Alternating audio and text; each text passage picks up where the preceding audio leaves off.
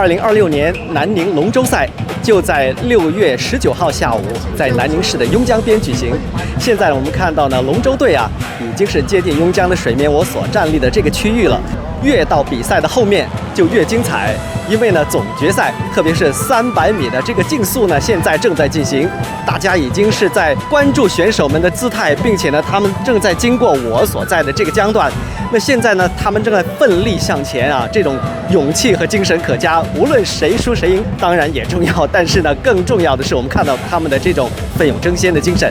现在呢，鼓声阵阵，我相信他们一定会在下一轮比赛当中取得更好的成绩。OK， 关注我的视频，